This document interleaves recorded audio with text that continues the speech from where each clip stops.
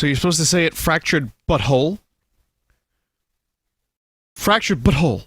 You gotta say it very quickly. It diminishes the effect, even if you've gone too far in a few places. I'm here, a couple minutes to spare, just got home, had tacos. This is Ubisoft. They'll be hopefully not late. Bingo is available. You can check the chat. And here's my card. I'll post link. Many link to tacos, to stuff. And just in time, Ubisoft begins now. I have no expectations aside from 40 minutes of Assassin's Creed.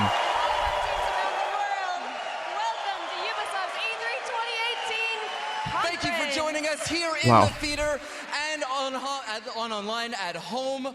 We cannot wait to show you what we have today, and I can promise you it's more interesting than a keychain. Oh.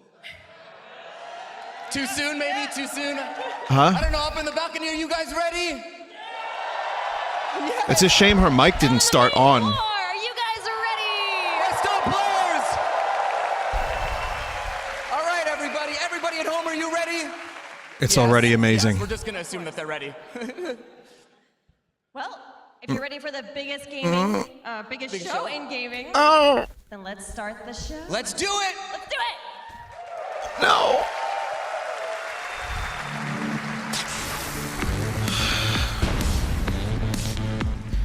Here we go! Ubisoft making up for the lack of cringe in the first minute. Please let there be a car on stage today, please.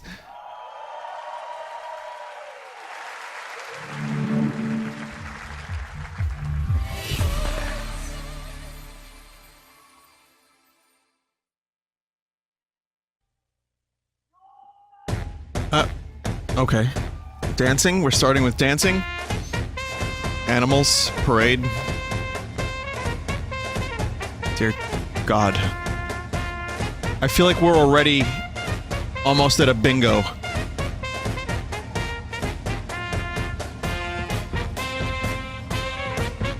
I'm gonna count this as what the fuck.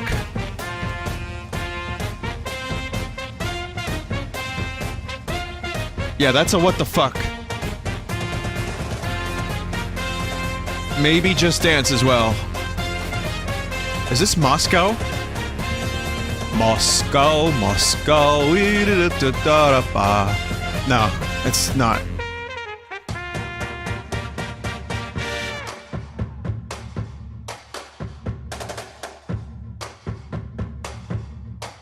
Okay. Just zoom in on the stomach and we'll get started with video games. But first, let's dance. I really wanna die. Make me die a little more. Die more.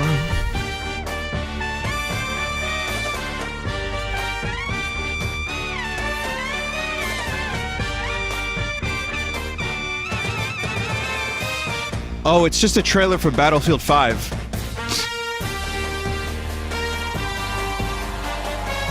Easy joke. Low-hanging fruit. Low-hanging fruit.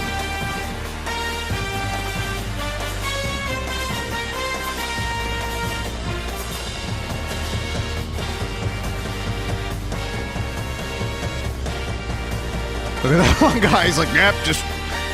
Yep.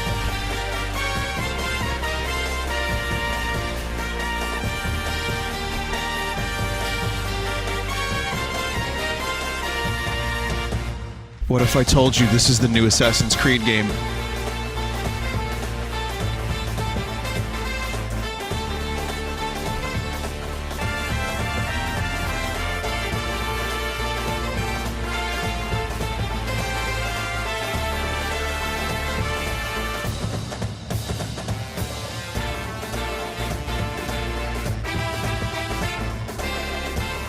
I'm just...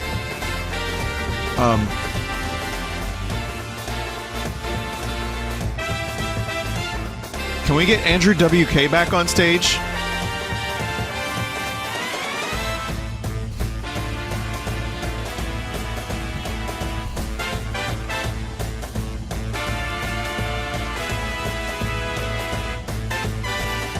They should cover Ready to Die in parade form.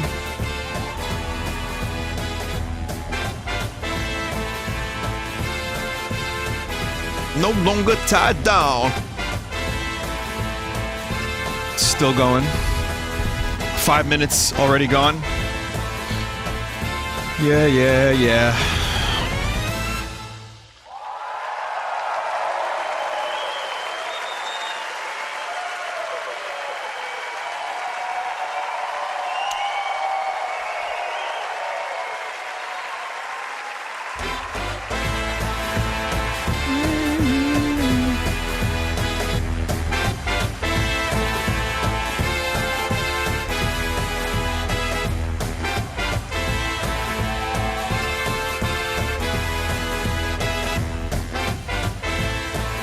Still going.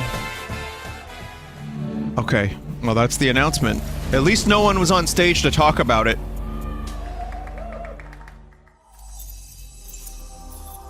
We here at Ubisoft are no longer making games, sorry. Go home. That's the conference, thanks. Space.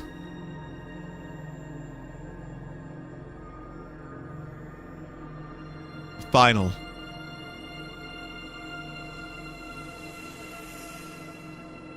It's probably Beyond Good and Evil 2, starring Rocket Raccoon.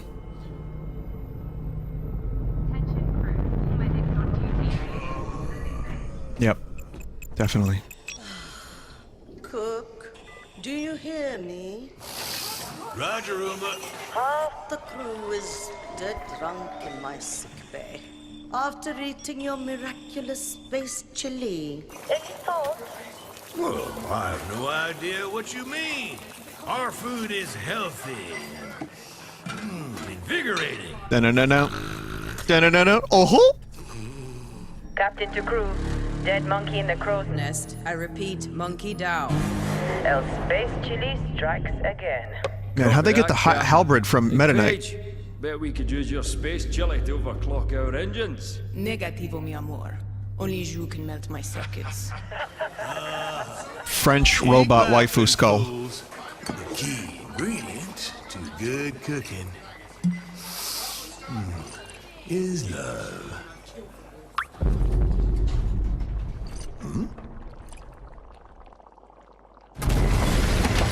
That was Spanish. Oh, fuck. I done goofed. Engineering to officers, we are dead in the water. I repeat. Main engines are cursed. Nox, come in. What have we got on the scanners? Jack shit. Hey, wait. I see something. 3 o'clock starboard. It's massive. Get back here, Shani. Hold off! The absolute size.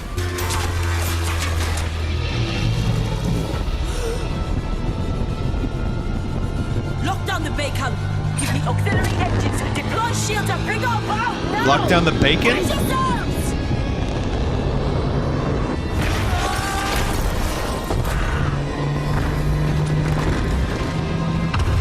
Will we get gameplay this year?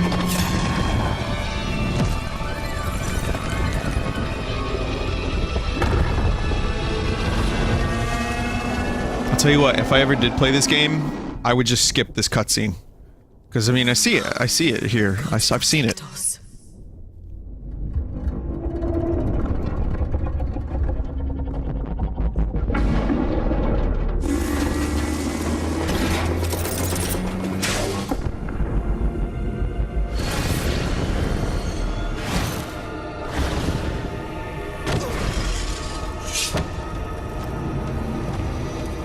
Thanos has arrived, looking for the Infinity Stones.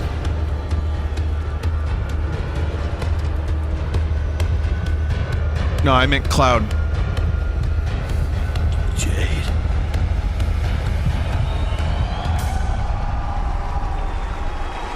I meant Sephiroth.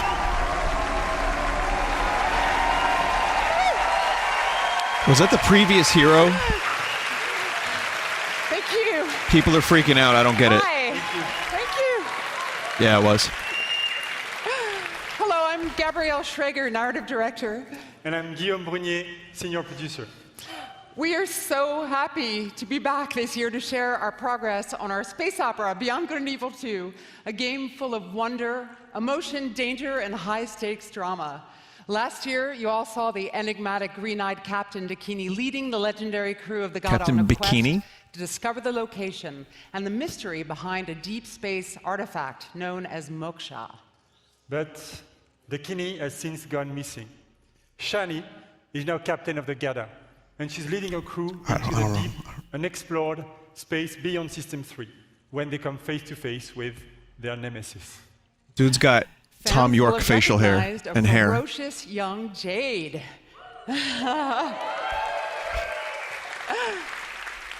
And Paige is back as the incorrigible chief cook of the Gada. We've got 2 other officers, Uma, the holistic chief medic, and Callum, our chief engineer. And all of these legendary characters will be playing a major role in our prequel. Today, we are proud to represent our growing production team in Montpellier, Barcelona, Bordeaux, and Sofia. Thanks, everyone, for making it happen.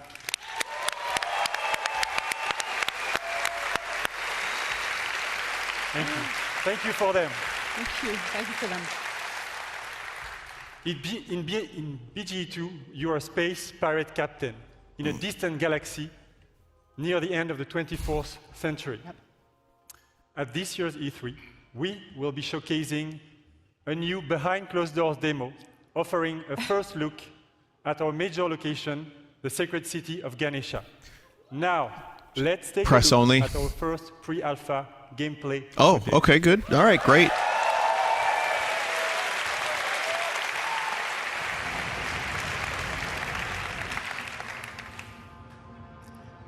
Ganesha is a metropolis filled with sacred temples, beautiful gardens, almost and an X-wing shops. But it's also a darker underworld, rife with dirty bars and dangerous back alleys. Our game is an action-adventure RPG. Reminds me of Fifth Element. Or with your friends in co-op. Can we see it on screen, like full screen? Temple to the very edge of the galaxy, fight on the ground and in space at Here, massively different I gotcha. scales. And all of this I gotcha. Seamlessly. What you will be seeing at E3 this year is only a very small part of a much larger open universe we are creating. A universe we are also building with our fans. Yeah, let's go. Let's go. With Beyond Good and Evil 2, we want our community to participate in a way that's never been done before through the Space Monkey program. We want our fans and people all over the world to really be a part of creating the game. So today, we are issuing an open invitation for people all over the world to contribute their ideas, music, artworks, and create original content that players will experience as they explore the world of Beyond Good and Evil 2. Make our game for us. Literally a universe of ways for artists to express themselves, from giant frescoes to murals, street art, music, radio content, and much more. To do this, we have partnered with a company at the forefront of community collaboration, HitRecord. And here, to tell us more, is their founder, Joseph Gordon-Levitt. What? Oh, this dude, he just did the project for, like, crowdsourcing TV shows. Look at you see that girl's reaction on the left? She's like, oh! I love this theater. So thanks to you guys, thanks Guillaume, and thanks to Gabrielle. It's really good to be here. I'm super excited to do this. For those of you who don't know, HitRecord is this thing that I've been making for a long, long time. It's really dear to me. And it's a place where people all over the world work together on short films or music or art, all kinds of projects. This is the first time we're making stuff that's going to go into a video game. So it's a little bit different than other like creative platforms that you can find on the internet. Yeah, it's Robin, chat. HitRecord, it isn't just to post and promote stuff that you've made on your own. The point is to collaborate. So, like when we're making music for Beyond Good and Evil 2, it's not just going to be a thing like a contest where people submit songs and then we pick one or two of them and we put them in the game. We're going to be really making the songs together. And the same goes for the visual assets that we'll be creating. So whether you're a writer, He's good in musician, Looper. an illustrator, if you're a pro-level artist, or if you're just someone who really cares about Beyond Good and Evil and that world and you love it and you want to be a part of it, there's going to be ways for you to contribute. Our first creative challenges are live. As of like now, someone's at my office pushing the button, like very nervous. You guys are doing great. And yeah, so come to our site, check out the Beyond Good and Evil 2 page at hitrecord.org, and that's it. Go do that shit. Thanks. I don't have a celebrity slot on the bingo card, sadly, but I have car on stage. I'm gonna count Joseph Gordon-Levitt as a car. HitRecord's approach Until to proven community otherwise. collaboration is inspiring, and we're incredibly happy to be working with Joseph and his team. And we really can't wait to see what the community creates, so let's do it. Me too. We will be showcasing some of this content at our very first dedicated community event, the BG Fest, which will take place in Montpellier this fall. Thanks, everyone. Have a great E3. Thank you! We didn't really see much footage, and I had to zoom in on it. I guess they're a little bit, like, skittish about it. It seems like an ambitious game, and I like the Fifth Element vibe to it. I don't hate the make-your-own content thing, as long as it's not, like, work for us for free. Like, if it's, like, little tidbits of user content here and there, that's fine. What's up, everyone? My name is Justin Kruger, community developer on Rainbow Six Siege. And I'm here today to talk about our community. Our community that inspires us and drives us every single day. The Siege team back in Montreal has actually been so inspired by seeing all of the millions of people playing our game every single day over the past 2.5 years. This shirt don't feel so good. We've loved seeing our community grow, and I'm excited to announce today that the Rainbow Six Siege community is now 35 million players. I mean, do I count? I played it for about 2 hours. Yes. Am I in there? Thank you. I wish I could hug every single one of you, but I don't know if my arms are big enough to hug every single one of you. That would take a long time as well. As you can see, as the community grows, so does the game. And as you can see behind me, Team Rainbow has recruited the Italian GIS operators, Maestro and Alibi. Actually, this image represents 10 seasons, 40 operators, and 19 maps that is all free in-game. And if you want to get to know all of these guys a little bit better, you can play Operation Parabellum, which is playable right now. And if you want to see them in action at the top of their game, tune into the Rainbow Six Siege Pro League, kicking off on June 18th at 5 p.m. Pacific time.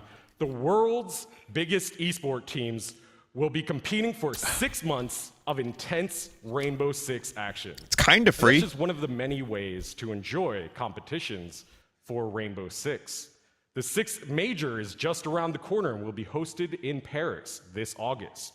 Our Pro League finals will then devil's take us numbers. to Brazil in November. Yeah, Brazil. And then the 6th Invitational will once again be the pinnacle of Rainbow Six, taking place in Montreal in February 2019. Yeah.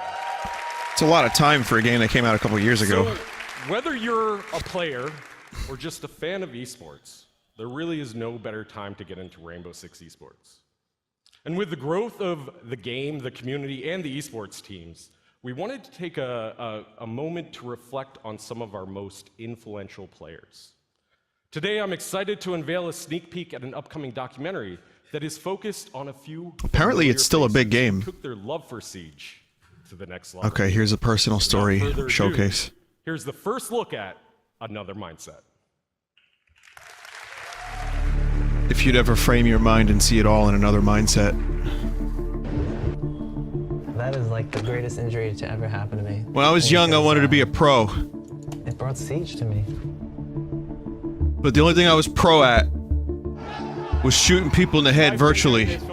Shut up, Mom! I'm playing a video game. I'm doing a video documentary. Failed, and then finally we started succeeding. Yeah. So that's what we're going to do. We're going to come back. Jorge wanted to be hardcore, but his mom wouldn't let him. Sorry. Eu recebi sorriso, uma lágrima, uma emoção, riso de uma das pessoas que eu nunca vi na minha vida, que eram torcedores da BD.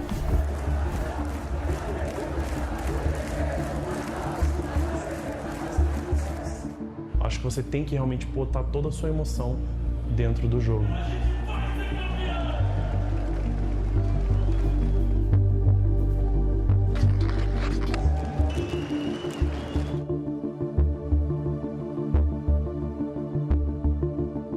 I mean, you know, good for them. I'm proud of them. I mean, I stream. I get it.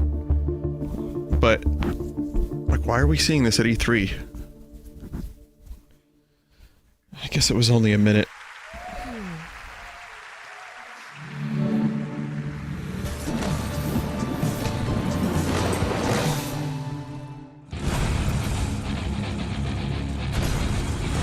The Crew 2. Oh my god.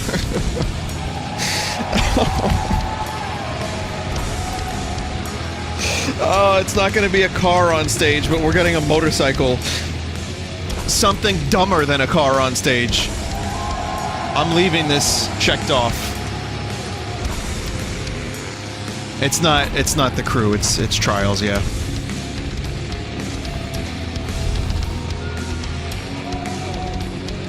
I thought it was the stuntman from Far Cry for a minute.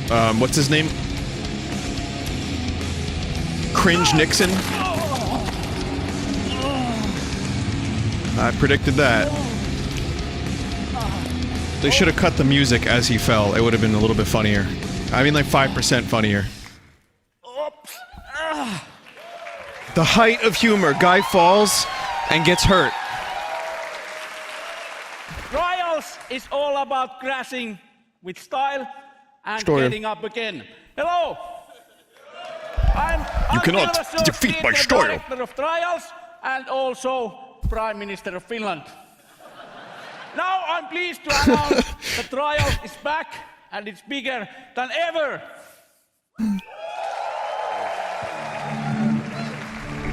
Man, LED screen technology is really good. Look at that screen setup.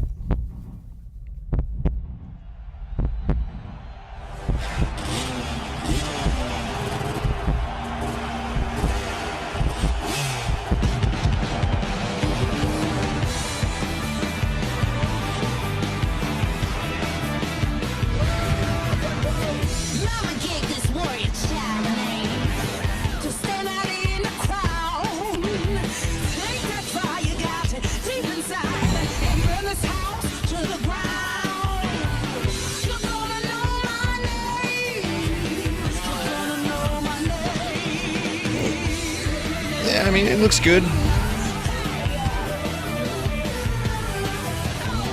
It gives me the Excite Bike vibes in a good way. But I'm not really, you know, I'm not really into it in a general sense. I don't play games like this.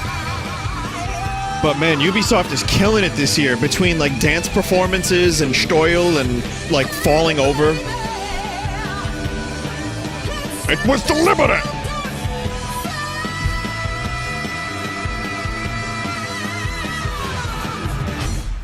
It's not over yet.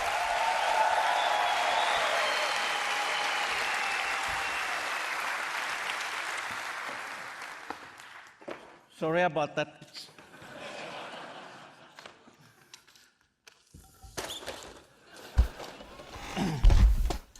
Trials Rising takes you around the world to iconic locations. You never ride alone and competition is everywhere. But competition is nothing without the players, and our community has always been pillar of Trials. In Trials Rising, we work with our players more than ever. To explain more, let me introduce Brad Hill, also known as Professor Fat Shady.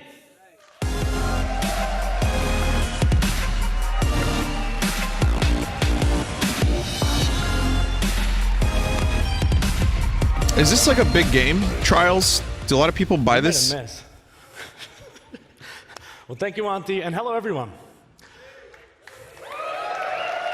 I see OTHD down the front. I see you. Kind of. I became a fan of Trials. Okay. Because it's challenging, but so rewarding when you overcome something difficult. But I soon realized that a number of players struggled with the harder levels.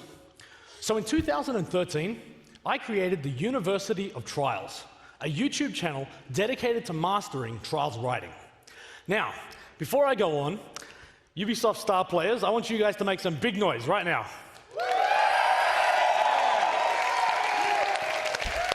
That dude was not amused. Well, 5 years ago, I was a star player just like them.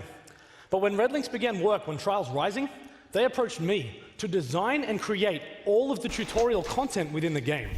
It has been an amazing experience for me, but I wasn't the only one involved. 20 community members, known as the Trials Elite, have been involved in the development of this game for the last 2 years. Whether they were track builders, streamers, or speedrunners, each brought something special to help shape this game. Now, if you want to get involved, register online at trialsgame.com for a closed beta happening later this year. Good. Oh, I love Ubisoft so much. Let's go. Hey. We're not going to put a big coming soon up here. I think people are going to want to know the release date. Yes. You're right. Trials Rising will release on February 2019 on PlayStation 4, Xbox One, PC, and the first time ever also Nintendo Switch. Yeah. See, now I'm excited.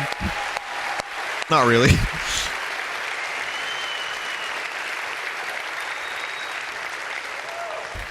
If you are E3, come to our booth and we'll show what Trials is about. Crashing with style and getting up again. I'm close.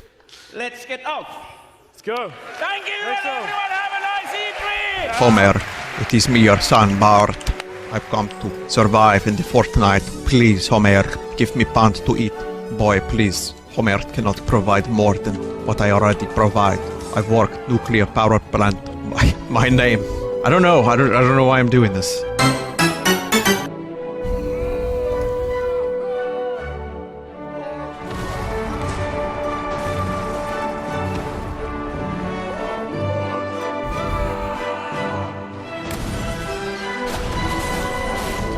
That was made by Carbon Water, by the way. Thank you, Carbon.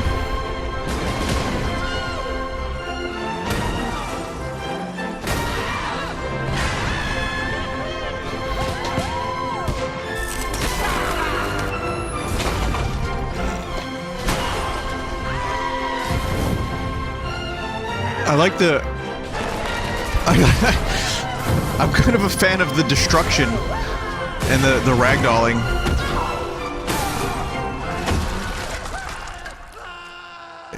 Am I damaged? Did I like that? Oh yeah, they kind of mention esports, right? With Rainbow Six.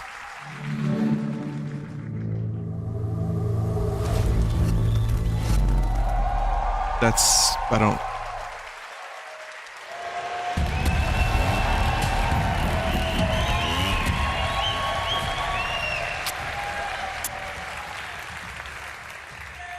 My name is Julian Garrity, and I'm the creative director on Tom Clancy's The Division 2. On Black Friday, a strain of the smallpox virus was released on dollar bills in New York City. The infection and chaos spread across the nation. 7 months later, the virus has mostly burnt itself out, but America is tearing itself apart. Washington, D.C. is at the heart of this battle. Under constant Rainbow Six. Dangerous factions, civilians are trying to rebuild. In their survival lies the seed for the rebirth of society.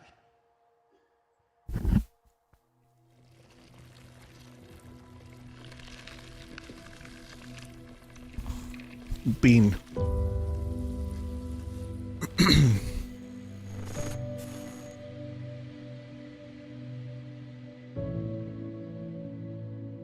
I should have said seed. It was more accurate.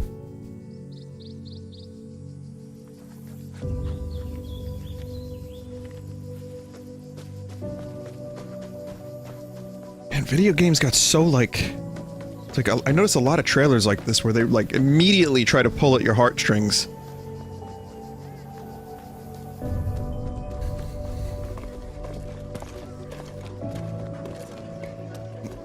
You know, that really kind of only works if you like get to know the character a little bit. But this, yeah, this has been happening a lot. I think back to E3 20 years ago. It was just like monsters and gameplay.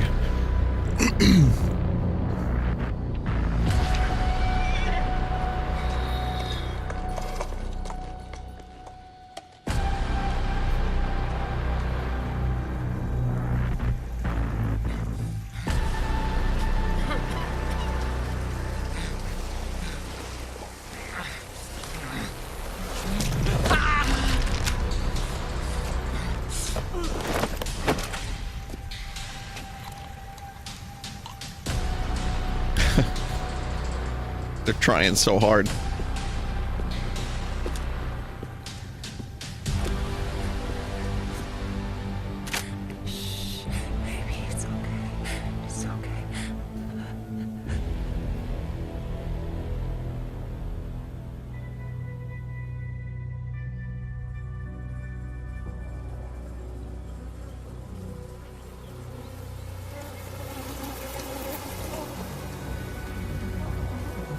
I wouldn't 100% discount The Division, though, because I liked the first one for about 8 hours.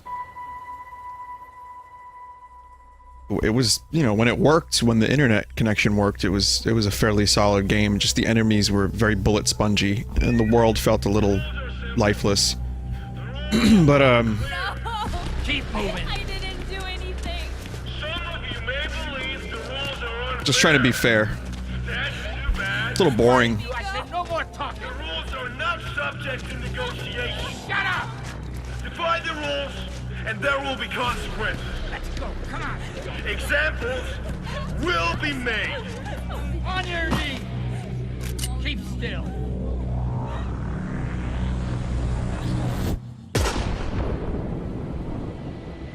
This doesn't have any impact on me. Am I getting old? Am I getting cynical? Am I getting jaded? Or are we just seeing so much of this shit that it doesn't do anything for me anymore?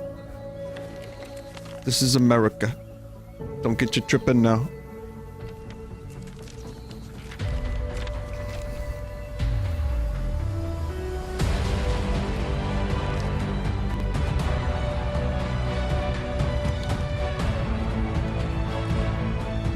Well,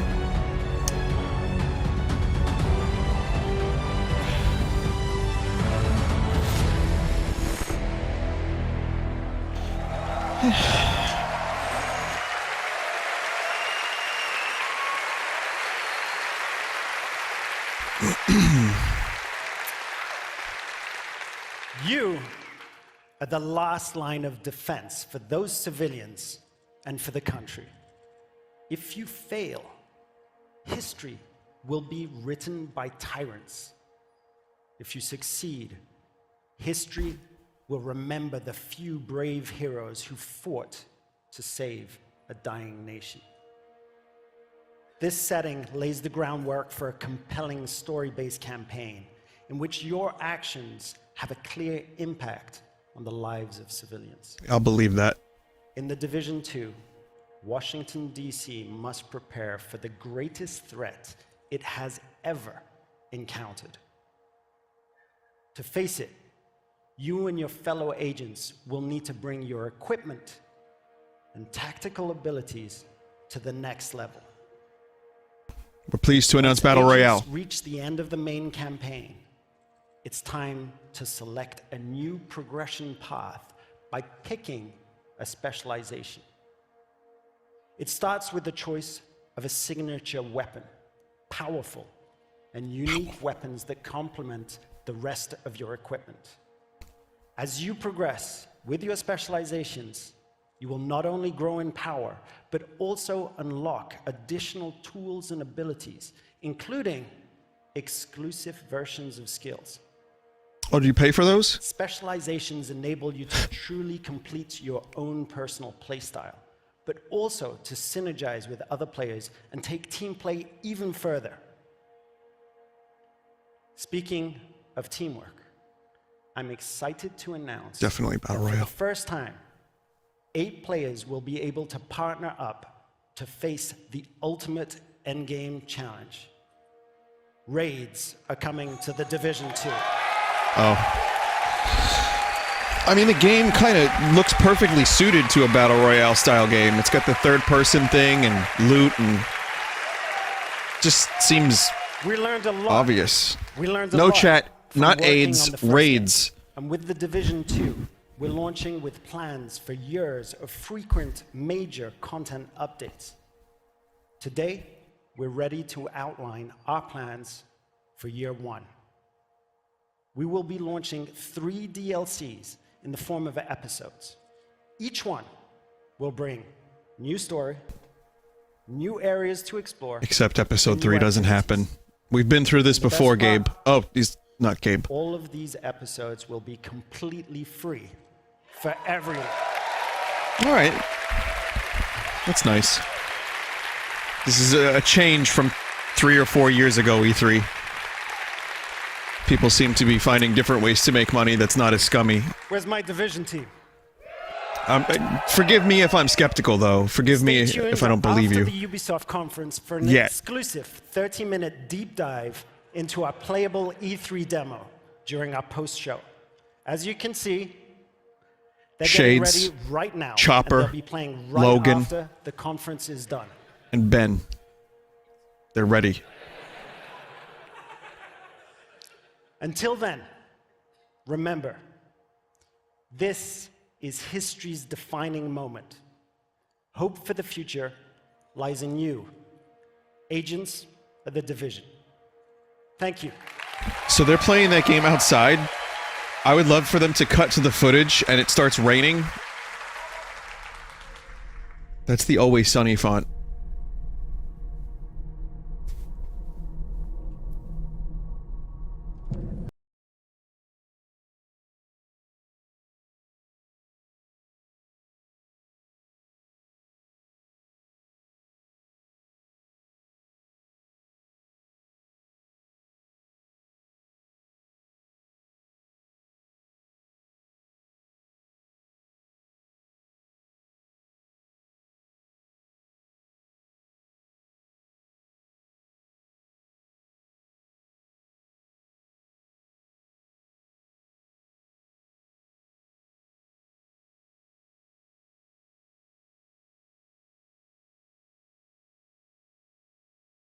Spending so much time on this game.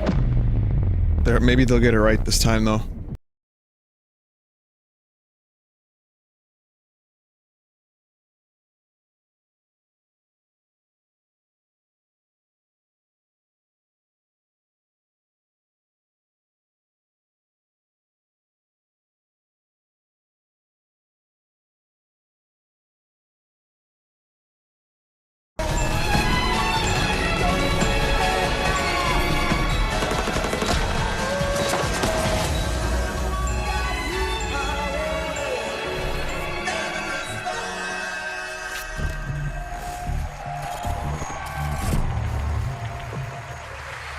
The gang destroys America.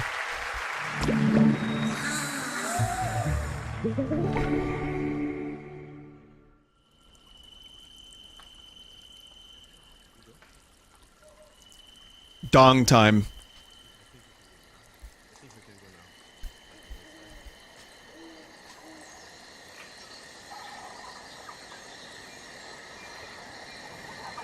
It's funny how they turned around that Rabbids shit. After the Mario Rabbids game, I don't completely hate Rabbids. Hi, I'm Xavier Manzanares, lead producer. And it's an honor to be back here 1 year after we announced for the first time and released the game. It was incredible. So, as a team, I just wanted to thank all of you for the support and all the feedbacks we received. Thank you.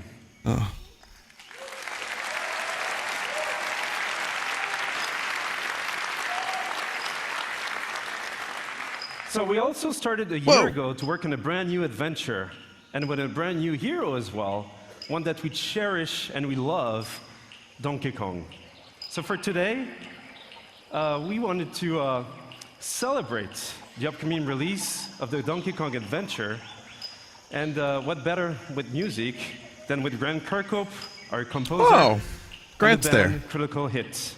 So please enjoy. Thank you. There he is.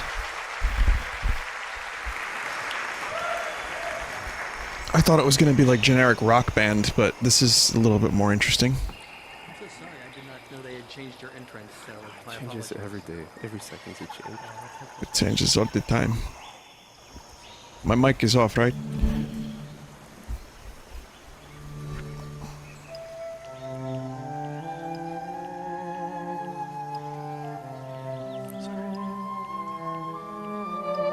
Sorry about that. Just turn the mics off. How fucking hard is it?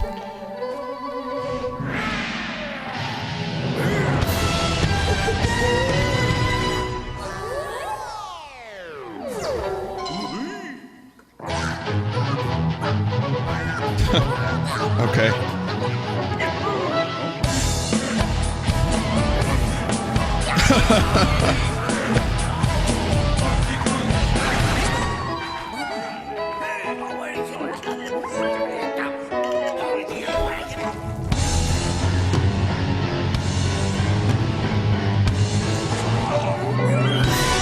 Do the rest of the rap.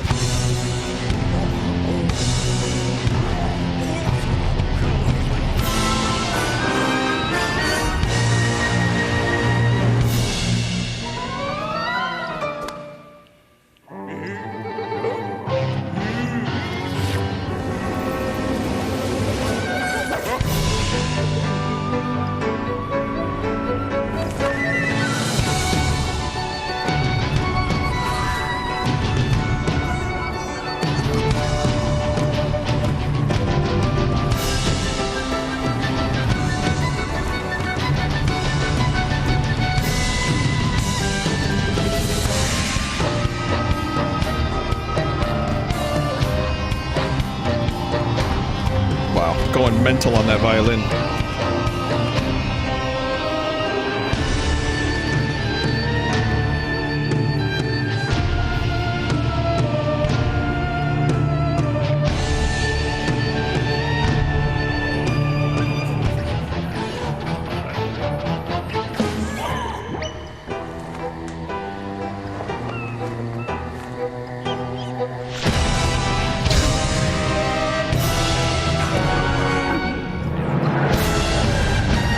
God, it's so dramatic.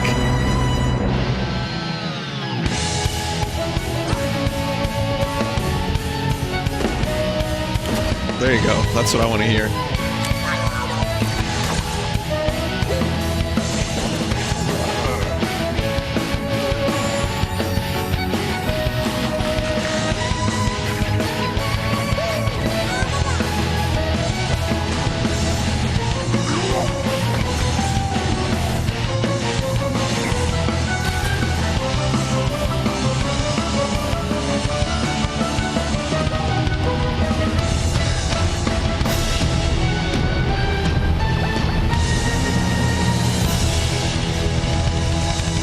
This is wow. Okay, I'll be streaming that.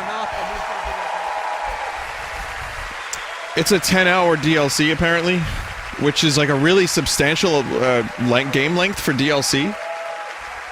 I'm also glad that Grant is getting work, even if this was totally unnecessary.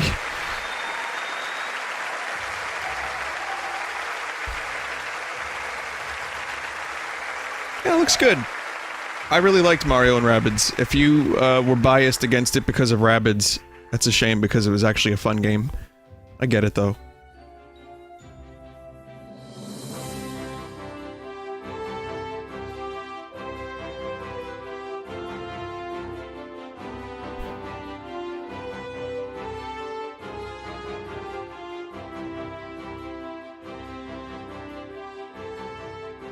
We're pleased to announce that Ubisoft is now making Donkey Kong 64 2.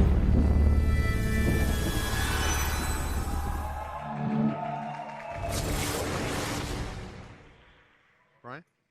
Brian. What? Excuse me?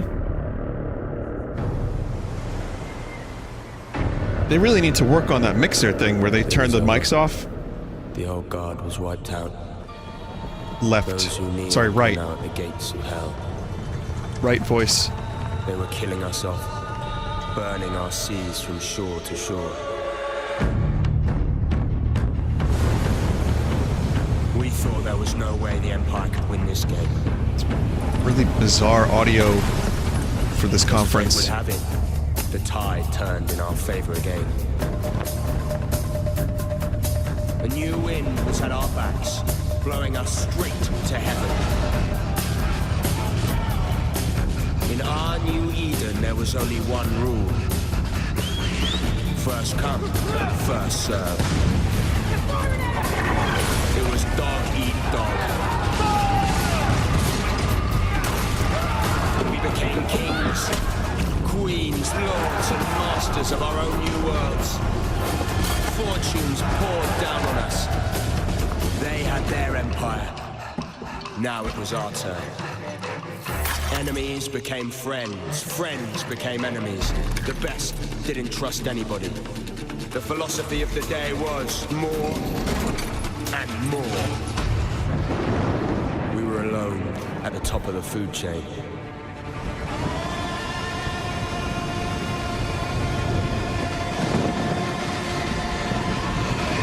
Well, we thought we were.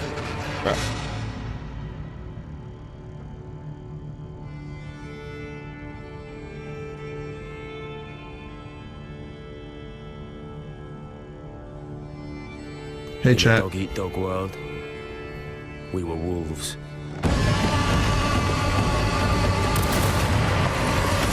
Wolves just here to hunt in packs.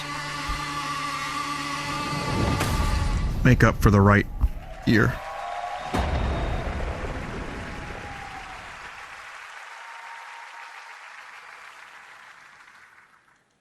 Of Skull and Bones, there are soulless empires. There are greedy trading companies, and of course, ruthless pirate games sailing the seas. But there are no heroes. Hello, my name is Justin Farron, Creative Director at Ubisoft Singapore. And for the past year, my team and I have been anxiously awaiting this moment to invite you, our fans, to join the hunt here at E3 2018. Piracy is dead in the Caribbean. The empires crushing all those who oppose them. I'm telling you, pirates are the next big thing in video games. The Indian Ocean, home to the richest trade routes in the world, where merchant ships carry cargo worth over $10 billion a year. And you're gonna steal every last fucking coin. Diracy. First, which is like diarrhea currency. You pick up intel on a heavily guarded frigate, fat with African diamonds meant for the Grand Mogul of India. That treasure will help you claw your way to the top, to become the pirate that no empire can take down. Second, you must know your hunting ground.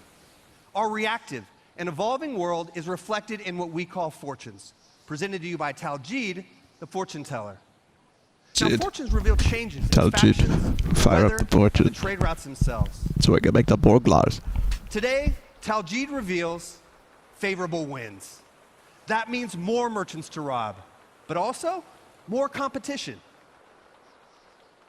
And now I'm proud to share with you the essence of Skull and Bones, a shared world where every player encounter matters.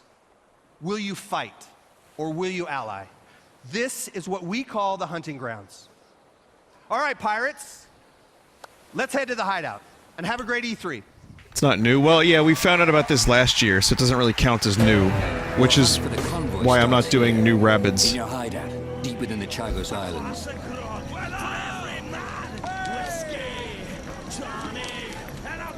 This hidden pirate den provides everything you need for your next strike.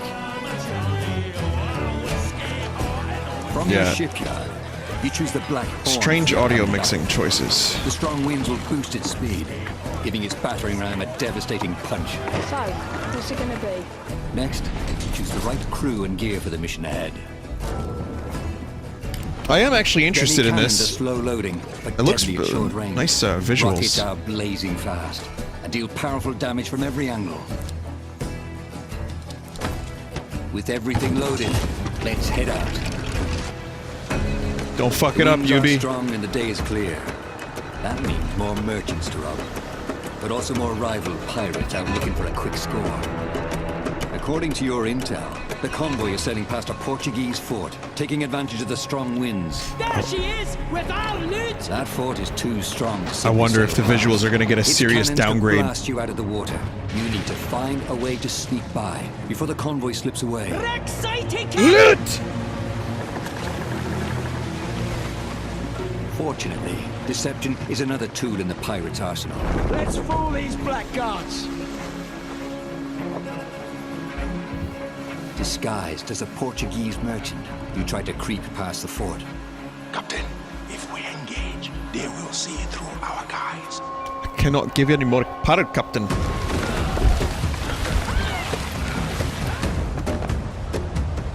Portuguese merchant and escort! This island provides perfect cover for a surprise attack.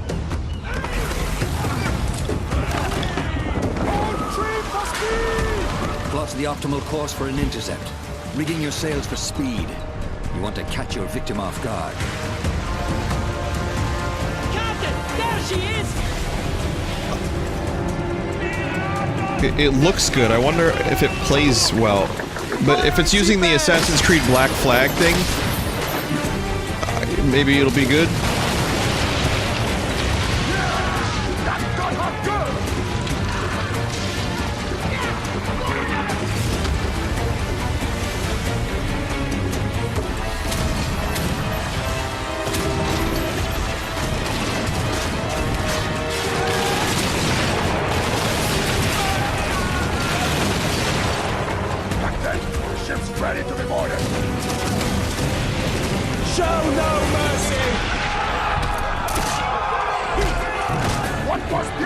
Now, I hope boarding is actual combat and not just like real-time button press. QTEs. Press A to capture.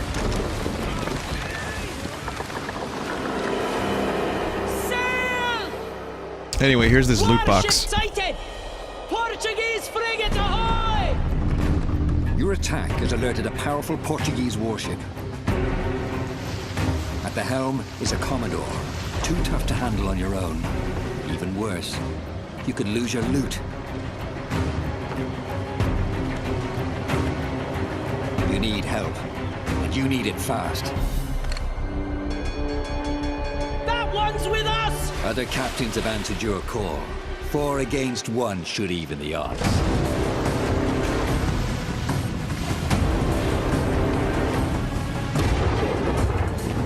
Your side forms a tight squadron, using a coordinated battle plan. The enemy strikes first. The first ship goes down, breaking your formation.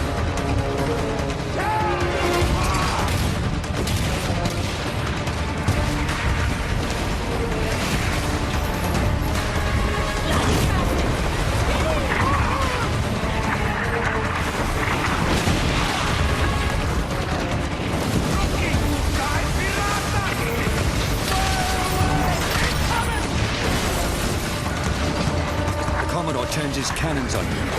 You brace for fire, absorbing the first blow.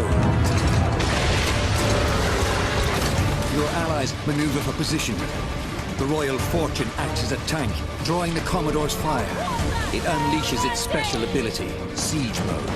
Once anchored, getting a little bored now. Cannons without limits. The Jaeger slips into position with its powerful cannon. Its special ability delivers 8 shots in a single blast, increasing the odds for a critical hit. They could have probably delivered this a little bit more concisely. But I do like it. I've always wanted a good pirate game. The Royal Fortune can't hold out much longer. It's up to you to land the killing blow.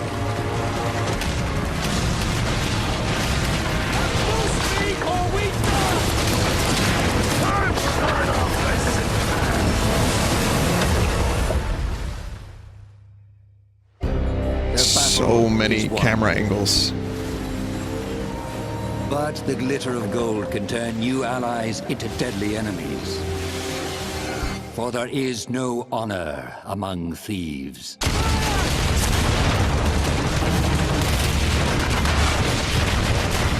I think I would have been more okay with that if it was just a little shorter and it focused on one ship and like how you play on one ship. That said, I'm nitpicking. It's probably the best thing they've showed yet.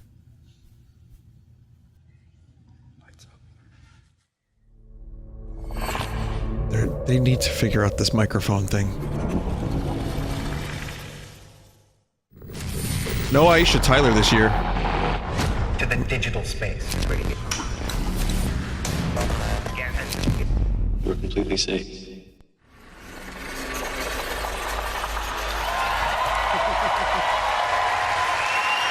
Elijah? Frodo? Hello everyone, Don't my name wear is the Elijah ring. Wood, co-founder of SpectreVision.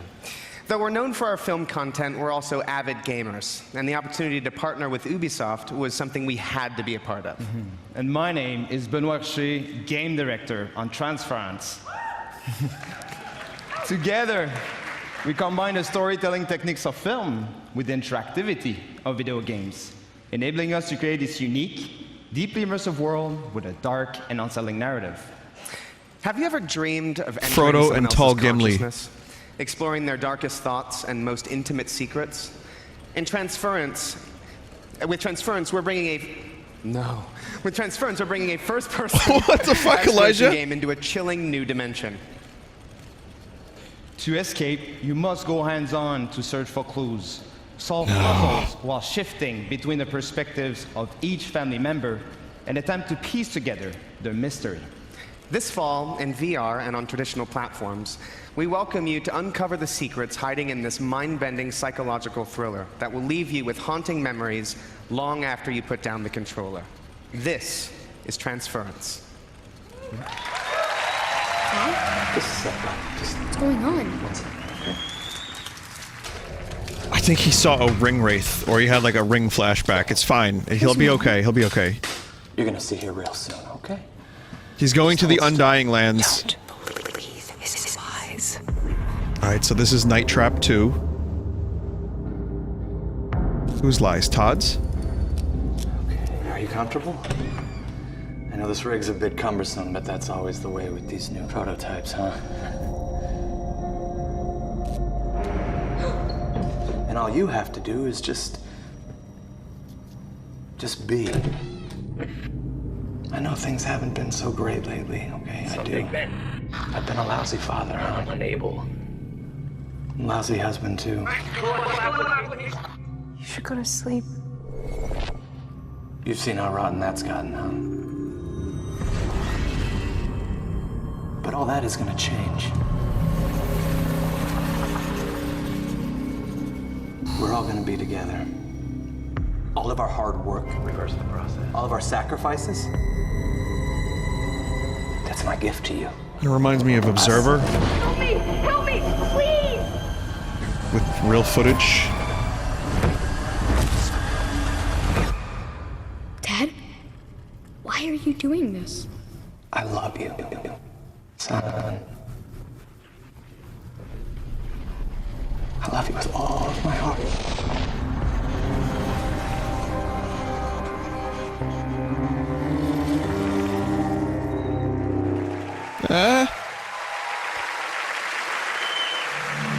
I see some corruptions at least, so thanks for showing up to the conference, Elijah, for that. I have waited so long for this. Will we get more celebrity appearances? Sacrifice. Or perhaps a car? Of Atlas to the harvest. What are we waiting for? Let's get out there. Go show them what Starlink can do.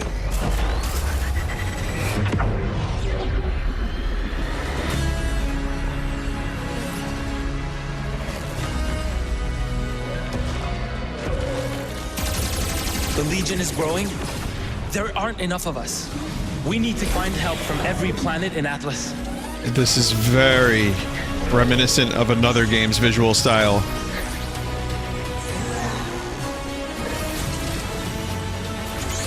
Yo, man, Sky. The more of us there are, the stronger each of us is. Exactly. You must feed my legion. Oh, toys?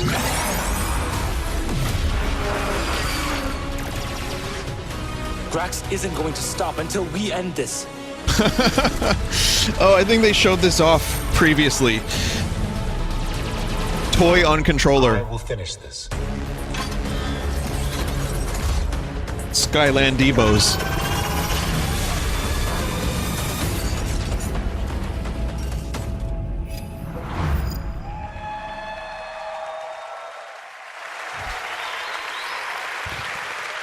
So when you throw your controller across the room, the toy breaks too.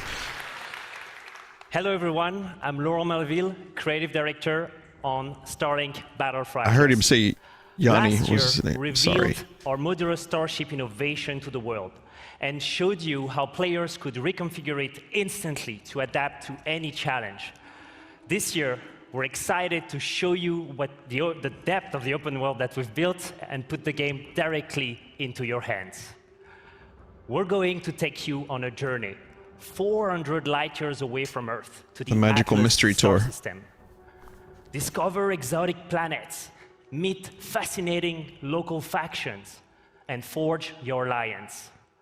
Upgrade your pilots, starships, and gear, and unleash devastating combos to save Atlas from the relentless Forgotten Legion. The mission will not be easy. Atlas is a dangerous place, and our heroes will need all the help they can get. Man, we still haven't seen Ass Creed.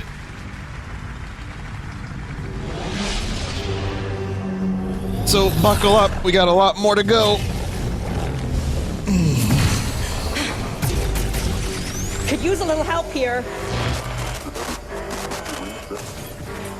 Can you hear me? Wait a minute, no. Fucking Star Fox?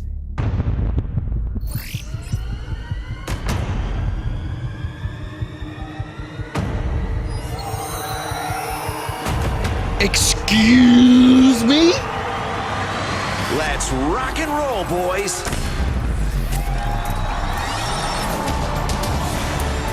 Use your Fox amiibo to unlock the Fox crew.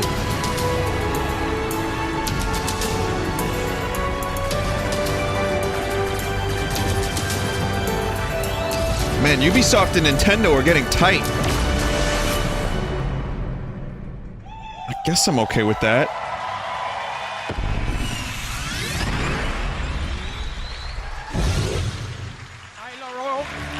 Hello. Dinosaur planet time? Hello, everyone. Hello, everyone. It is an honor to welcome Star Fox in Starlink, Battle for Atlas. Huh. Isn't it, Laurent? That's not me. I wanted to Oh. invite Fox and his What crew the fuck was into the that? game. And Star Fox on Super Nintendo was the first 3D game I've ever played, and I'll never forget that. And so for me, this moment is a dream come true. And this dream was only made possible thanks to our long relationship with Nintendo. It's a simulation. We can't wait to play Fox on the Nintendo Switch. I would like to give a special thanks to a dear friend with us in the audience today. Ladies and gentlemen, Mr. Miyamoto? Mr. Miyamoto. Yep. There he is. And thus the hype for tomorrow grows. Hello, how are you?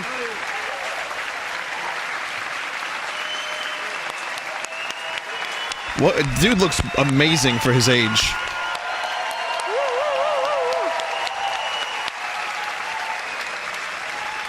So I know you were coming today, so I came with a gift. You know, it's the first prototype of the vessel that we such saw. Do you like it? Sugoi. Super. So thank you very much. So it is actually Do you like a it? vessel that has been created by the team, and they would be so happy to see you backstage. So let's go and join them. Thank you.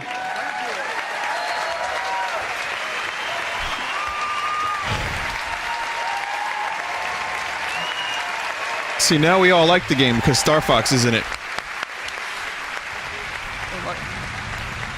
But I'll be honest, it just looked like a generic space shooter to me.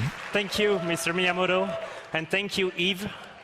For everyone at E3, With please toys. be sure to come by the Ubisoft booth, where we'll have a full hands-on demo for you to try. For everyone else, Starlink will launch on all consoles on October 16th with Star Fox as an exclusive Nintendo Switch experience. I mean, yeah, sure, I'd be down for it if it's good. Thank you. I'm not going to discount it entirely. Thank you. Thank you so much. Check out starlinkgame.com to pre-order the game right after the conference. Thank you so much for being here today, and have a great E3. I just wouldn't want to buy the toys. If there's a way you can play this game without the toys, that would be great. I have enough amiibos for one lifetime.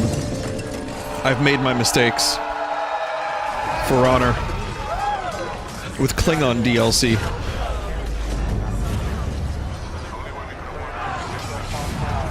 They confirmed you can do it without the toys. Okay. We'll see. I'll keep an eye on that game. Starlink. I'll tell you what, Ubisoft did a good job with Nintendo in regards to Mario and Rabbids. Streamers, So yeah. cosplayers, artists, tournament organizers, and all of our players, you are for honor. Don't go bowling, Roman. Indeed. Hello, I'm Roman Campos-Oyola, Creative Director. Whether it be upgraded stability with the dedicated servers, release of heroes, constant balancing, and new training tools, we would not be here without your passion and commitment. You've helped us enrich the experience. Thank you.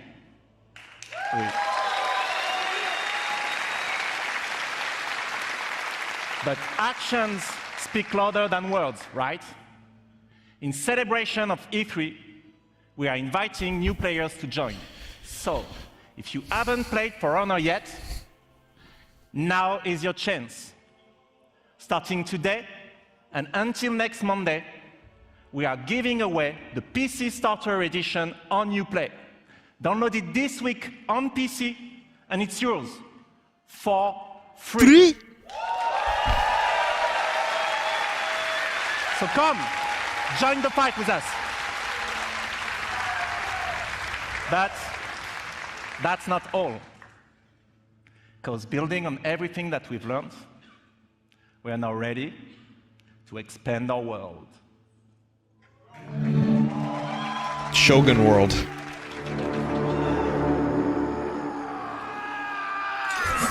I've seen people play this. I thought it looked pretty fun. But I didn't play it myself.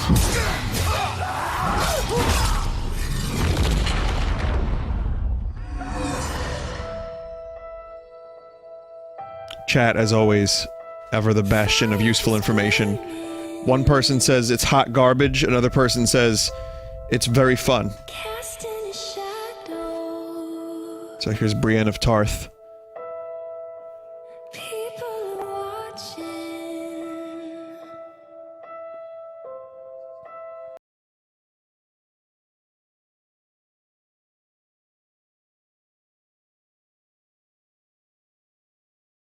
Link DLC.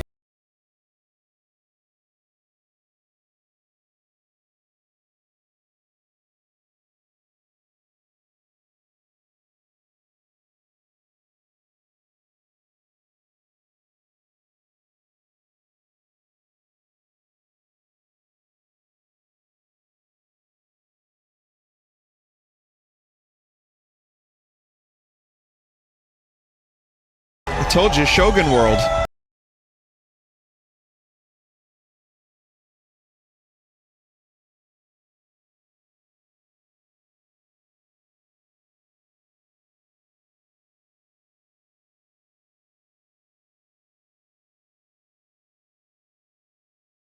It's, I meant Chinese, of course. I know my history.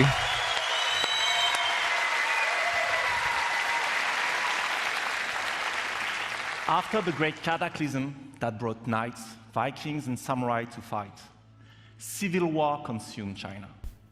Warriors of the Wulin factions You learn these things by being an English major. but failed to establish order. Amid the chaos, 4 warriors of the Wulin now march west.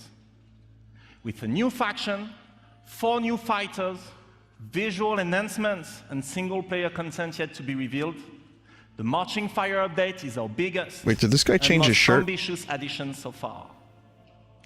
But this update would not be complete without answering a huge Oh, he just took his request jacket off. from our community. A new 4v4 multiplayer mode fulfilling the classic medieval fantasy. You know what it is? The Castle Siege. So please, allow me to introduce you to this new mode, Breach.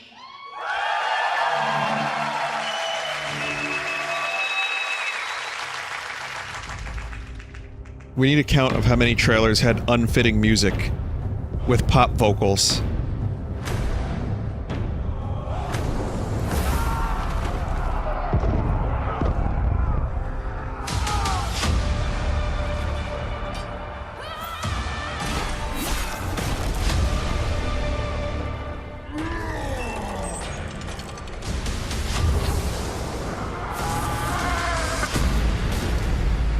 Here's a question for chat that probably will be answered in a variety of different conflicting ways. Do people still play this a lot, or is this not very popular? No, sort of, kind of, no, okay. I've reached what seems to be a general consensus, which is why it'll be free for a week.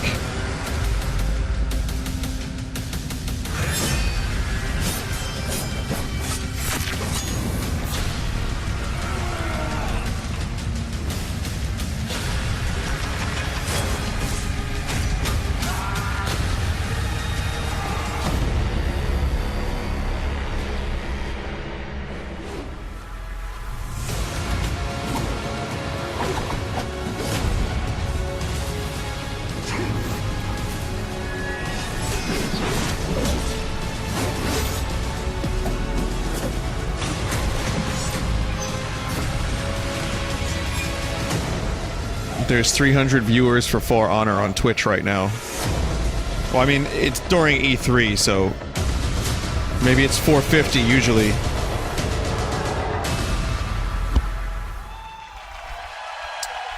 Yeah, there's a lot of people saying that the game is alive. 90% are saying it's dead. Some people say it has a little community. Like I said, conflicting information, but I think I figured it out. I can read between the lines, chat. Anyway, here's the Crew 2, and bingo! Brand director on the Crew 2. In just a few days, freedom will be yours. Freedom to get your hands on your dream car, bike, boat, or plane, and unleash your passion for motorsports all across the United States. The Crew 2 releases on June 29th, and we are very happy to announce that the open beta will be available on PlayStation 4, Xbox One, and PC on June 21st. But there's more. You can preload the open beta right now, so you'll be ready to hit the road as soon as it starts. From all of us at Ivory Tower, welcome to the Crew 2. You can still hear someone if the microphone's a little to the left of their mouth, though. You get less pops that way. Sorry, I'm being an asshole. Get out of here. Get out of here.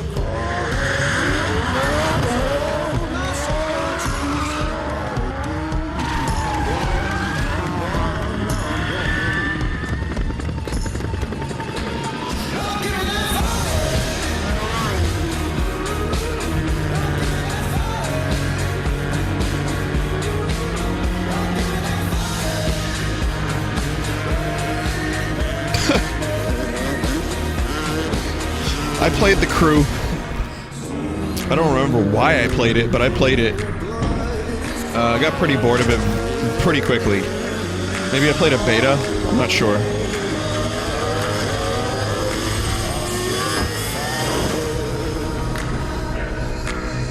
I just don't gel with racing games that don't have like weapons or some shit or some futuristic angle. That's my personal choice. That's my personal bias. However, the plane is a good addition to this.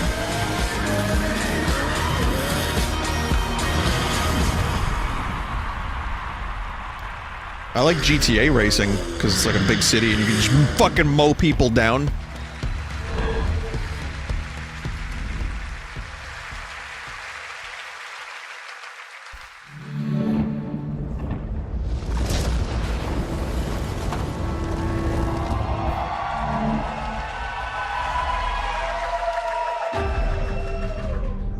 Sorry, I was looking for It's Your Story. How can a child save us all if he's sentenced to die?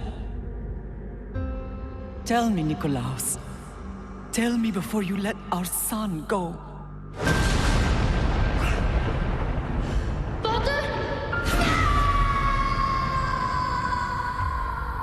Where we begin does not define who we will become. Before you, I see a path.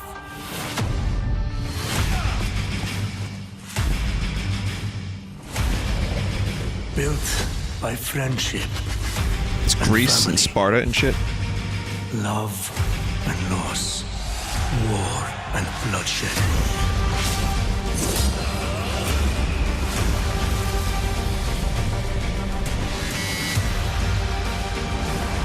You were sent by the gods to protect this world.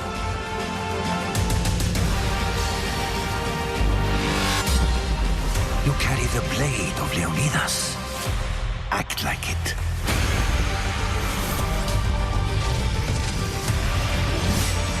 Birth. As you write your Odyssey across the mountains and the seas, remember, the fate of Greece journeys with you. Yeah. Is this Sparta? Is this law? Is this 300? Oh shit. Yo, is Cappy gonna be in this one?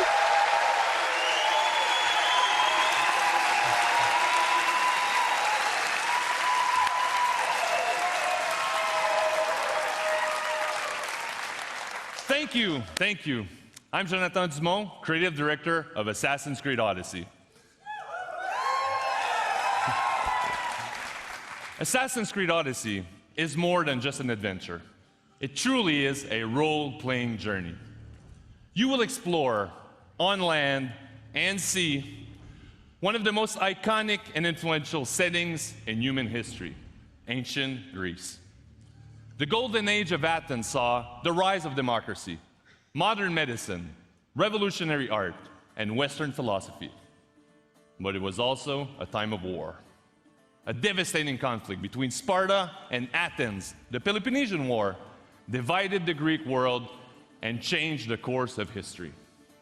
In this world of contrast and opportunity, this land shaped by the gods, rages a battle between order and chaos. Modern medicine? This is where your adventure begins. You, a simple mercenary, an outcast, to take on an incredible quest to save your loved ones and become the legendary Greek hero Greece desperately needs. Our teams in Quebec and from around the world have spent the last 3 years putting all their energy, passion, and dedication into this project.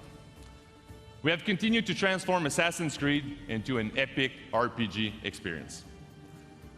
An RPG in which you will not just play an Odyssey, but your Odyssey, shaped by your actions and choices. And the first choice you'll make at the start of the game is to choose your character.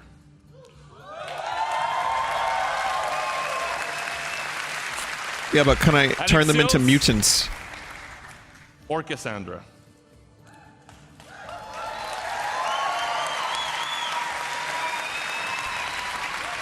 Yay. And you Can play I that character can I for the customize entire their game. faces and turn them into You Waluigi? share the bloodline of a legendary Spartan hero Please? and bear his mysterious weapon.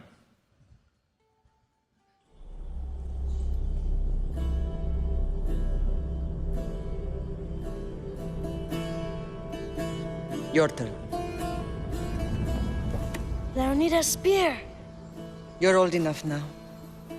My father's spear holds a certain burden, but Wait, like you're ready.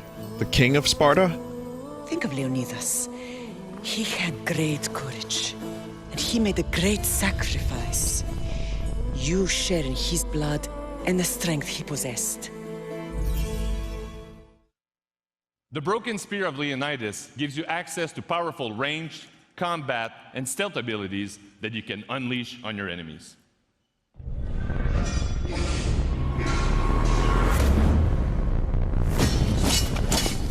Yeah, they're really hitting that 300 nostalgia hard. Look at that. They got the slow-mo and everything.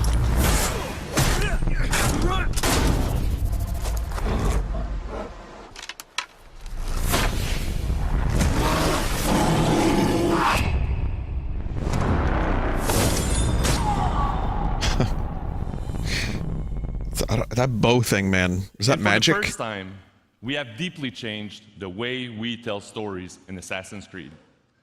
You can now truly interact with history like never before.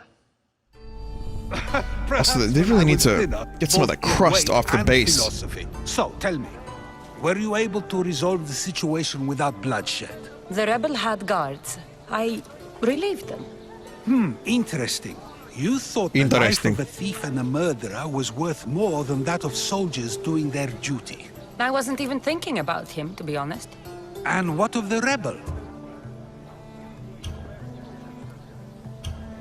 It's Bethesda. He should be halfway to Mykonos by now. Oh, really? You let that lunatic run loose? Are you sure that was wise? I'm not sure approaching you was wise. Our choices are like ripples on water. They seem tiny and insignificant at the beginning, but they can become devastating tidal waves by the time they run their course. If the choices are going to be arbitrary, I don't even need to choose. It's fine. Just play your story. Over the next few days, you can experience this for yourself here at E3 in our playable demo. And for you at home, here's a full gameplay sequence of Assassin's Creed Odyssey. All right. Thank you. Have a great E3. I'm always interested in the setting of these games, like the Egypt one, the Pirate one, Revolutionary War, and then I never fucking buy them. Still have never played Assassin's Creed. The setting is cool. I like this. Looks good. Greece is cool. Learn more. Eat pant. 4K. But I never buy the games, despite my interest in the historical context and setting.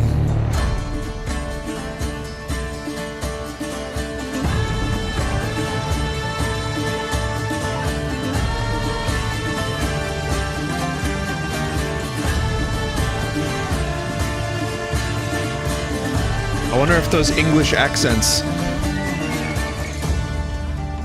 with, English language with thick accent, that's historically accurate, probably.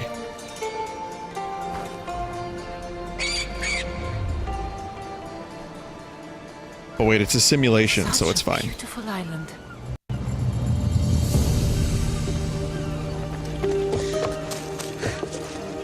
It's pretty.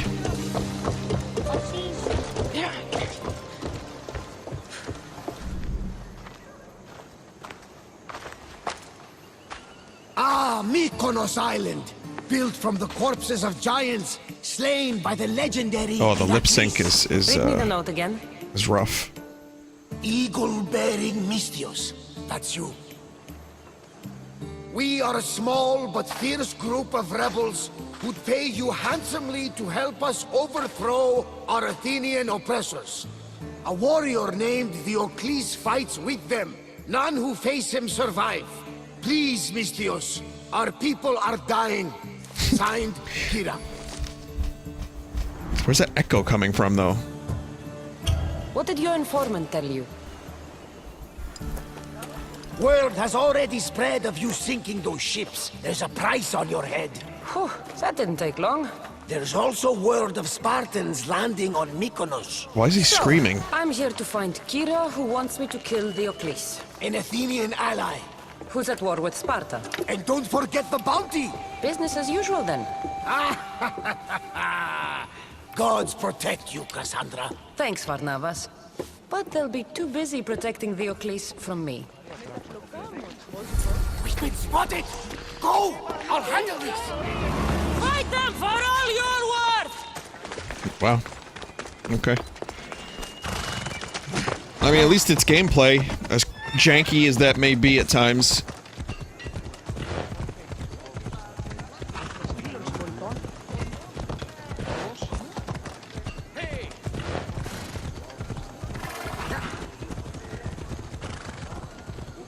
Mercenary, this can't be good. What game was it that had LA Noire, right? You're chasing your own death, mercenary. That had the good lip syncing. You won't escape me! You want my head? Come and take it. They recorded the actors' faces. Yeah, why can't we just continue doing that? It seems like, you know, we got it like 6 years ago. Costly. Yeah, too much money.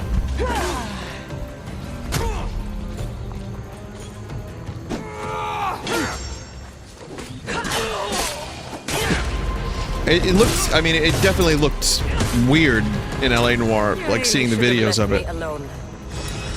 But with, you know, advancements in technology and refinement, could be better. It's better than whatever the fuck we just saw, but I guess it's the cheaper option.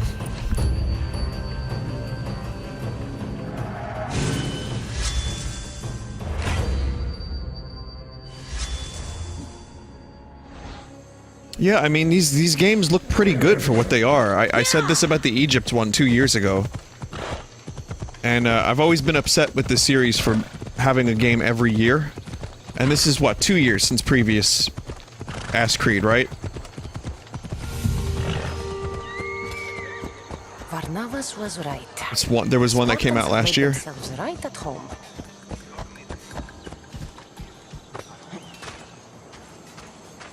Oh. You had Origins last year. What do you want with her? Ha! The mercenary who bears the eagle of Zeus.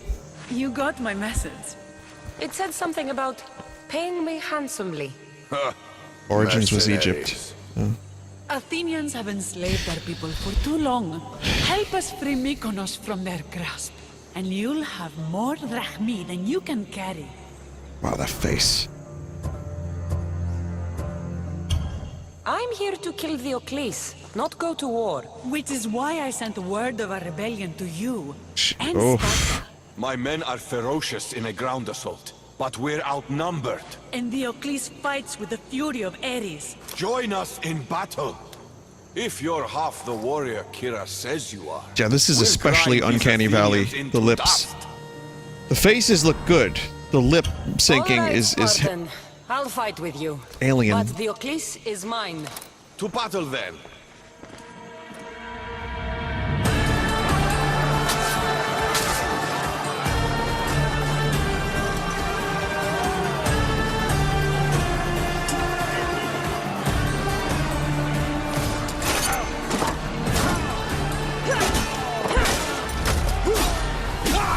Massive. Fucking massive. Alright, so now this is Dynasty Warriors Assassin's Creed crossover. Totally accurate ass Creed simulator.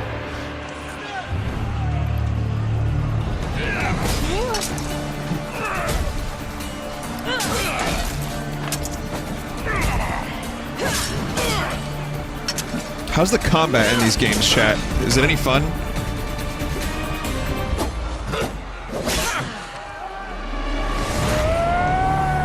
Mash A. It's alright. Easy.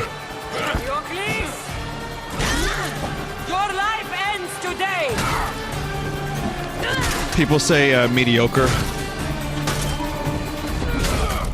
So competent.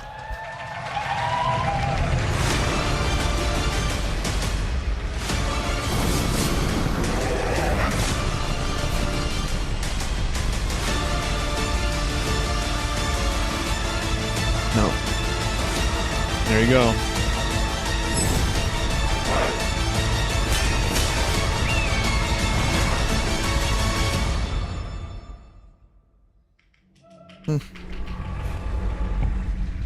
So echoey.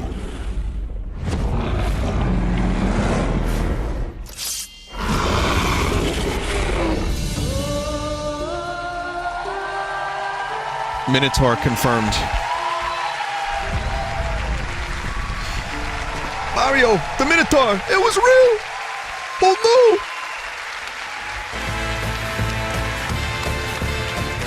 no! No. Keep on dancing. No. No more dancing.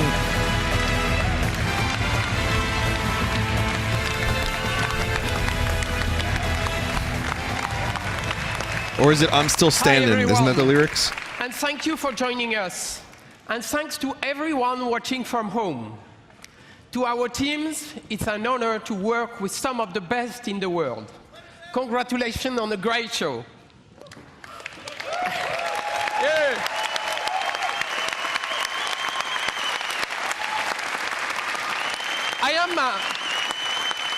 Good. I am an optimistic guy, and I am particularly excited about the future of technology and the positive role games will play in shaping our society.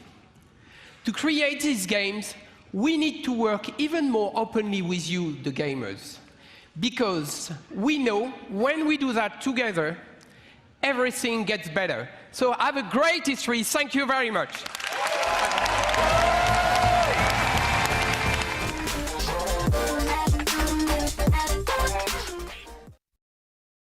Brought to you by Totino's Pizza Rolls.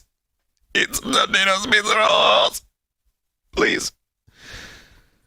All right. Well, where am I?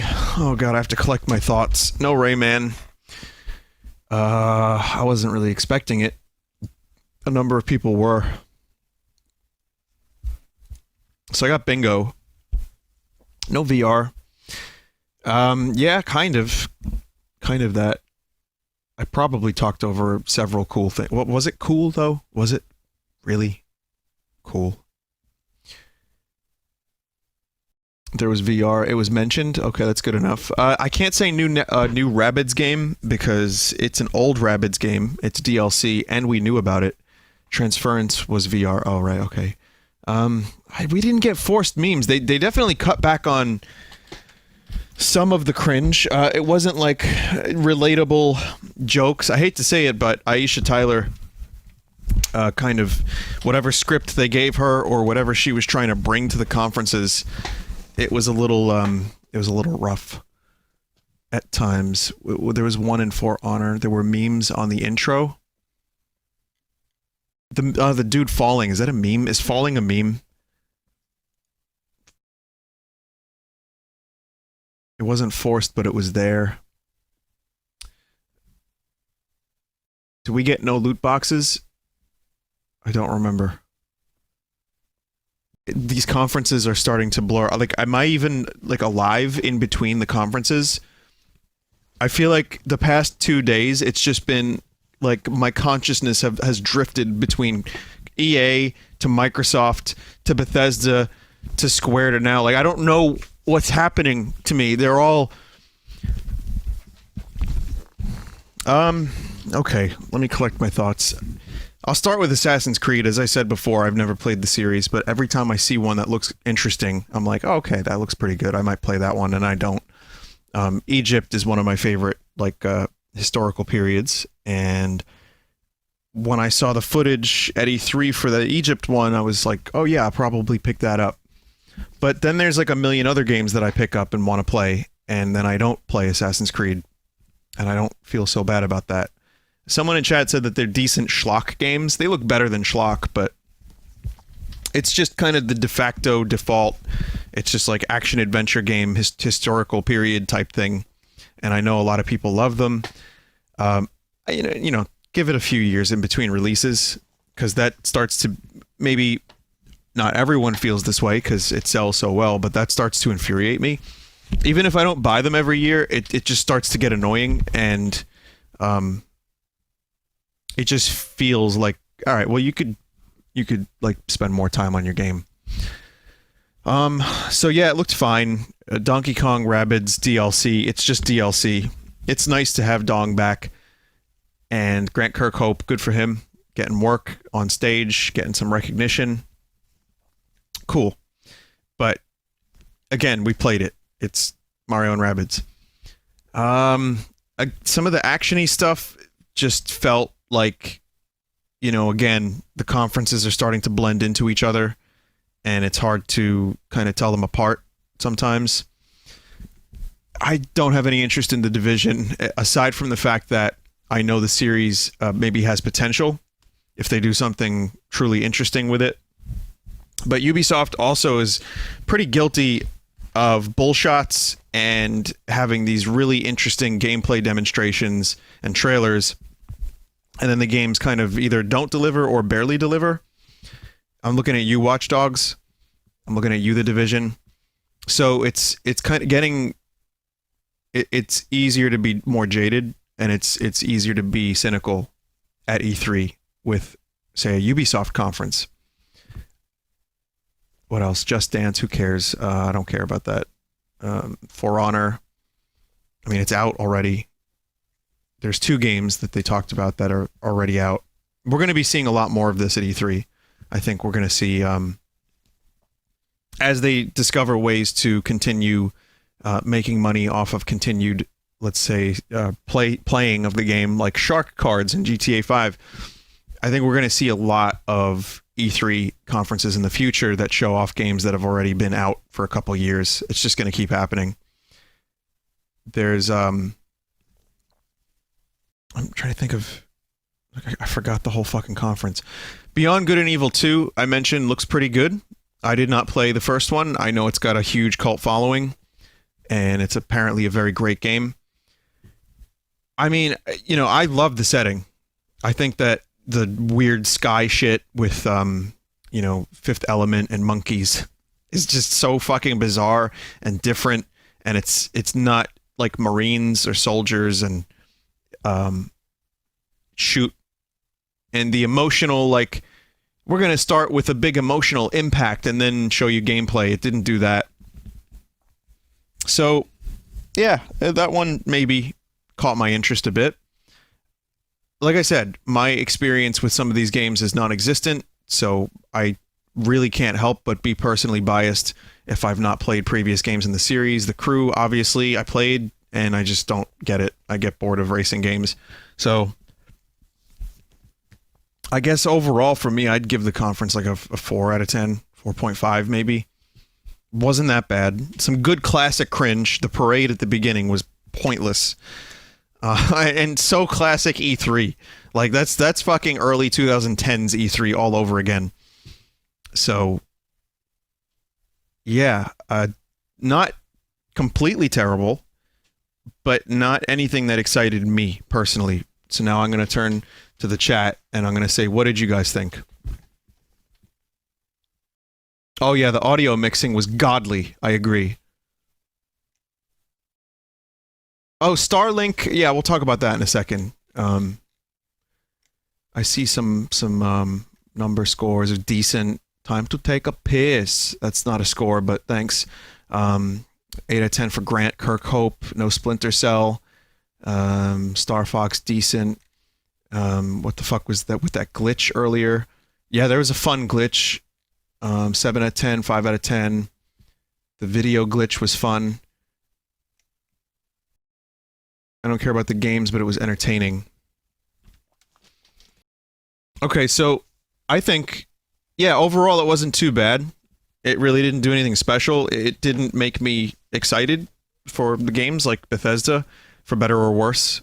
Someone sent me an email saying that they hate Todd and they don't understand why people believe his lies and like him. And I think it was a serious email. I kind of just like the guy's charisma, but I also think he does have passion for what he does. I get why people don't like him, but hate, that's a strong word for a dude. Regardless of whether or not you like the glitches or whatever he does with his games, you can't deny that it's provided hours and hours and hours of entertainment. Like, sure, Fallout 4 was a step backwards to some extent and glitchy, but I still got like a good 40, 50 hours out of it. I enjoyed maybe 30 of them. That's pretty good. I think, you know, I believe that they can work out. They mean well. They just need to fix their shit, you know, and I want them to continue to succeed, because I definitely like their games. There's just a lot wrong, and I can't really, I mean, people blame Todd. He's not fucking God Emperor of Bethesda. Sure, the dude, you know, he spearheads a lot of stuff, but like blaming one person, I think is a little narrow, because it's a whole huge, massive amount of people, and there's producers and executives, and like they'll release a game, and then are they going to go back and fix Skyrim when they could just keep, you know, making new games and re-releasing Skyrim? And, you know, maybe that's not entirely Todd's decision. So I just like him as a person. You know, I like that he speaks well and he does a good job on stage, and he seems to have passion for what he does. I don't think the guy is the fucking savior of the earth, but he's good. He's all right. And I think he gets a lot of undue shit. But the answer to your question is, I don't love him. I don't hate him. But I think, you know, I want him to be good. I want to believe in Todd. I want to. That's my answer to that question. Now, that's totally unrelated to Ubisoft, but I figured I'd give the answer. It's easier for me to say this out loud than to type. But what else? Oh, yeah, the Star Fox thing. Let's talk about that. I know some people are excited about the Star Fox thing. Star Fox being kind of lent out, it's kind of just whatever. At first, I was like, well, they handled Nintendo well in Mario and Rabbids. I don't doubt that they'll handle Star Fox well, but I mean, it seems like it's just a couple of like voiceover lines, the ship, and that's like kind of it. Maybe just a kind of a cameo, a bonus for getting it on Switch and using the amiibo, whatever. The game itself, the thing I noticed most about it was it looked like No Man's Sky visually. It looked like a generic shooty space game, and it had toys. The thing that I disliked the most were the toys, and you don't have to use those. So I'll keep an eye on it. I think it's good to temper one's expectations, even if your favorite video game characters are showing up in a game. Take it cautiously, see what it's about, watch some footage. It could be good, and if so, it's just a bonus that Star Fox is in it. But I'd wait for tomorrow when we get Star Fox Grand Prix, then you'll be real happy. Or you won't. But yeah, it's kind of just there, and it's not something that's gonna blow me away. I hope the game is good. If it's good, it's a good space shooting game, and then I get to play as Fox. So I want games to be good so that I can play them and enjoy them. I don't want to sit here at E3 and you know, find things to pick apart and hate. I'm giving everything a fair chance. I want to give everything a fair chance, and I'm trying as hard as I humanly can to be fair when I do these conferences, because I know a lot of us go into like things with biases, like, oh, I hate Todd, so his games suck. That's it. I want this to fail. You will fail. You know, after Last Jedi came out, people want Star Wars to fail, so they boycott Solo, and regardless of whether or not the movie is good, they're not going to see it. They get the suck juice out of it. It's Schadenfreude, I think. Is that how you say that? Schadenfreude? It's Tuhu. And yeah, there's that, and I'm really, really paying very close attention to that, because I don't feel like that's healthy. I think maybe it's healthy in some aspects when there's some truly evil shit. Like, fuck EA's business practices. Let's establish that. So if they make a good game, I'll play their good game. But they got to make a good game that isn't going to try to take me for every penny I own. And I want to see, like, you know, fair and decent business practices. Otherwise, yeah, I'm going to want to see the game fucking crash and burn. But if it's just you know, if it's just a video game, I'm going to approach it like, oh, what if this is good? I hope it's good. I have the means to play all the games. There's no console wars happening for me anymore. I've given those up long ago. Obviously, I'm biased towards Nintendo because I enjoy their games a lot. I like the Switch a lot, and I want them to do well so we get more good games. But, you know, when Nintendo did poorly, my theory was it's good to have Nintendo suck every now and then so they can like dispense with the gimmickry and they can focus on what they do best, which is make games. And I felt like they were getting far away from that in the Wii era. And so in some ways it's good that they got shat upon for a while. So that way, you know, they would have to say, okay, we need to really take a closer look at what the fuck we're doing and what do we do that is, you know, well done. And that's make video games. And they did it on a solid piece of hardware with good advertising, and you know, now they're doing okay. So yes, companies, you know, ideally can learn from their mistakes and not try to take advantage of the consumer. And forgive me if I'm a bit cynical about the loot boxes, where they're, you know, you go to an EA conference and they're like, no loot boxes, and then they start clapping and then the presenter's like, yeah. It's like, well, motherfucker, you guys did that. You brought this to the table. And now you're championing this not being in the game. So hopefully we learn and they learn. Well, I don't even know what the fuck I'm talking about. Okay, tangent upon tangent upon tangent. Let's go back, and I'll just say that I enjoyed Ubisoft Conference more than EA's conference. It was long. There were a lot of long trailers for games that I had no interest in.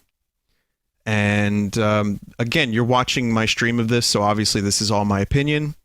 And if you don't want that, I'd say, you know, just watch on your own, make up your own mind. That's cool. But for me, Ubisoft's conference did almost nothing for me aside from Dong Kirkhope and maybe Beyond Good and Evil 2. So as cool as the Fox reveal was, you know, I'm tempering my expectations. Now, long-winded speeches and diatribes aside, once again, I want to thank you for joining me. I really, really, really have been floored these past couple days that this many people want to watch my stream of this. Like I said, I'm doing my best. So I'm going to get going, and I'm going to let you know that Sony is tonight at 9 p.m. I'll be here for it. After Sony, I'll play a couple video games, maybe just one, because I'm kind of starting to get a little run down from all this, and I want to get some sleep tonight. I'm not covering PC gaming show, so feel free to watch that here. I'll host it, and you can talk about it. I will talk about the news, the releases on my stream later. But yeah, be here around 8:45 p.m. Eastern or so, and I'll go live, and we'll get ready for Sony. I'm excited for Sony. I'm genuinely, and I'm not a big Sony guy overall anymore, but now that I have a PS4, you know, I want to see what we're going to get. I want some Hideo Kojima weirdness, and I'm thinking that maybe they could have a really good showcase. They could swoop this up. They could have best of show easily if they just put the effort in and they reduce cringe and don't talk about sales numbers. Do you remember? I'll say this. Okay, one more thing. One thing I like about E3 this year so far, less talk about sales. Sure, couple numbers here and there. But man, like 10 years ago, it was like, we've sold this many thousands of units. We've shipped this many worldwide, which is why we are the extreme hyperbole #1 best platform. And it just gets tiring, and it was like really like wanky. And yeah, I don't want that. So at least we're getting a little less of that. A lot less, actually.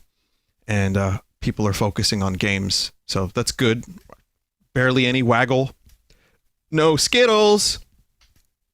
You know, no bizarre demonstrations of like strange motion control games and Very little VR, which is, again, I don't have anything against VR, but it's hard to demonstrate VR while I'm watching at home on a monitor, you know? So, good. Games, trailers, perfect. And so Sony, I'm looking forward to it.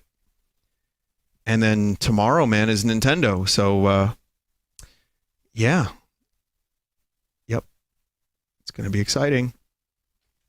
Very excited.